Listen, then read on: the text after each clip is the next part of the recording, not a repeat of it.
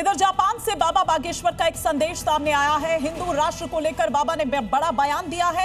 कागजों पर नहीं, विचारों में हिंदू राष्ट्र होना चाहिए। विचार परिवर्तन के राष्ट्र परिवर्तन होगा। हिंदू राष्ट्र की सोच कागजी नहीं है, सनातन संस्कृति को अपनाना होगा। धीरेन्द्र कृष्ण शास्त्री ये बात कहते हुए हिंदू राष्ट्र को लेकर लगातार वो कहते रहे हैं, मुखर रहे हैं, बाकायदा पदयात्रा भी निकाल चुके हैं और एक बार फिर अब इस वक्त जापान में है, वहां से ये संदेश दे रहे हैं। भारत में हिंदू राष्ट्र कागजों पर नहीं, विचारों पर चाहिए। विचार परिवर्तन से कार्य परिवर्तन होगा, विचार परिवर्तन से राष्ट्र परिवर्तन होगा। हमारे हिंदू राष्ट्र की परिकल्पना वैचारिक है, कागजी नहीं। हिंदू राष्ट्र हमें बनाने के लिए समस्या कुछ भी नहीं है। हमें बच्चों में, बूढ़ों में, वृद्धों में, प्रत्येक भारतीय के दिल में भारतीय परंपरा, सनातन संस्कृति को भरना। पहाड़ों पर लगातार होती बारिश, दरकते पहाड़ लोगों की जिंदगी खतरे में डाल रहे हैं। कुछ ऐसे भी हैं जो इन खतरों के बीच अपनी जान की परवाह किए बगैर उनकी जान बचा रहे हैं। ऐसी ही दो तस्वीर सामने आई है जहां आम इंसान देवदूत बनकर जिंदगी को रेस्क्यू कर रहे हैं। देवभूमि उत्तराखंड की वादियों से एक साथ दो ऐसी तस्वीरें सामने आईं जो इंसानी बहादुरी और व्यवस्था की कसौटी दोनों को बयां करती हैं।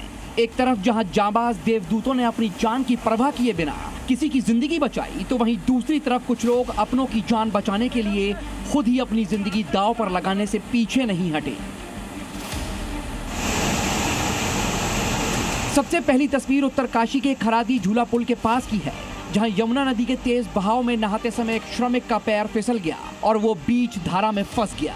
लेकिन मौके पर मौजूद स्थानीय पुलिस, फायर सर्विस और एसडीआरएफ के जवानों ने बिना पल गवाए देवदूतों की तरह मोर्चा संभाला, जिंदगी की रस्सी को एक छोर से दूसरे छोर पर बांधा और अपनी जान की परवाह किए बिना ये जांबाज उतर गया कुदरत के सैलाब का सामना करने के लिए।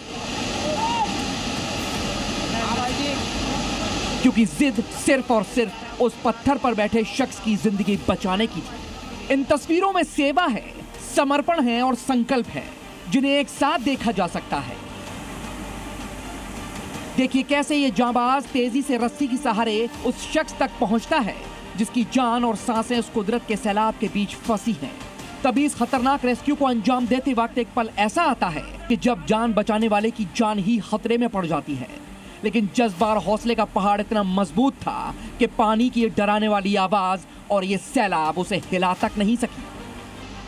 और फिर शुरू होता है जिंदगी के रेस्क्यू का मिशन, जिसमें जान बचाने वाले की जान भी खतरे में है, लेकिन मकसद सिर्फ और सिर्फ उस शख्स को बचाना है। जैसी जिद थी, नतीजा भी वैसा ही रहा। एसडीआरएफ के जवान ने आखिरकार उस शख्स की जान बचा ही ली, जो शख्स नदी के तेज बहाव में फंसा था।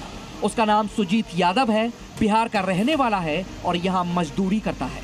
लेकिन इन राहत भरी तस्वीरों से ठीक उलट चौबट्टा खाल की यह तस्वीर दिल दहला देने वाली है।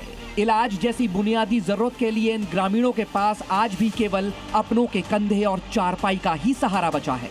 उफनती नदी का तेज बहाव और पार करने का कोई साधन नहीं।